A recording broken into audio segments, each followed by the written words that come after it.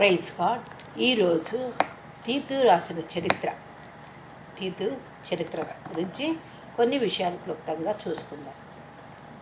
పరిశుద్ధ గ్రంథంలో క్రొత్త నిబంధన ప్రకారం తీతు పత్రిక అపోస్తులుడైన పౌలు రాశాడు.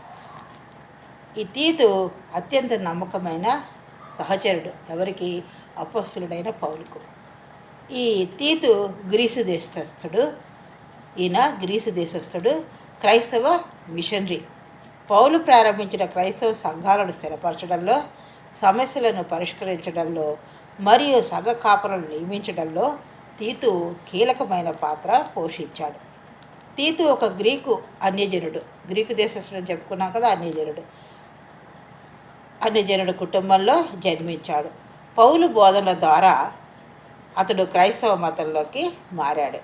ఇతడు అన్యజనుడు అయినప్పటికీ, అన్య కుటుంబంలో పుట్టినప్పటికీ పౌలు బోధనల ద్వారా అతడు క్రైస్తవ మతంలోకి మారినట్లుగా చరిత్ర చూస్తున్నాం.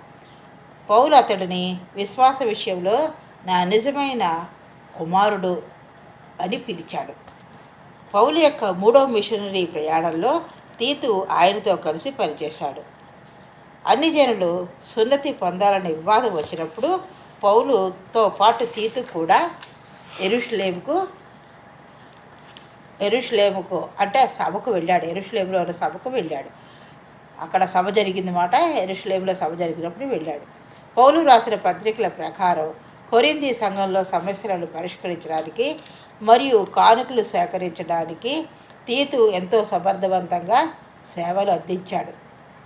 క్రేతు దీవిలో క్రైస్తవ సంఘాలను స్థాపించి అక్కడ అపవాదాలు, అబద్ధ బోధకులను అరికట్టడానికి తీతును పౌలు అక్కడ సంఘానికి పెద్దగా అంటే నాయకుడిగా నియమించినట్లుగా చూస్తున్నాం. క్రేతులో ఉన్న తీతును ఉద్దేశించి క్రీస్తు పూర్వం 64 ప్రాంతంలో పౌలు తీతుకు అనే పత్రికను రాశాడు. ఇందులో సంఘంలో పెద్దల లక్షణాలు, మంచి ప్రవర్తన, దైవభక్తి వంటి విషయాలు స్పష్టంగా రాయబడ్డాయి. పౌలు చివరి రోజుల్లో కూడా తీతు పౌలుకు తోడుగా ఉన్నాడు. పౌలు రోము చెరలో ఉన్నప్పుడు తీతు డల్మతియా ప్రాంతానికి వెళ్ళినట్లు బైబిల్ ద్వారా తెలుస్తోంది. కాబట్టి తీతు ఎంతో నమ్మకమైన పరిచర్య చేశాడు. అపోస్తులుడైన పౌలుకు ఒక మంచి జతపనివాడుగా, నిజమైన జతపనివాడుగా కంటే కూడా విశ్వాస విషయంలో నిజమైన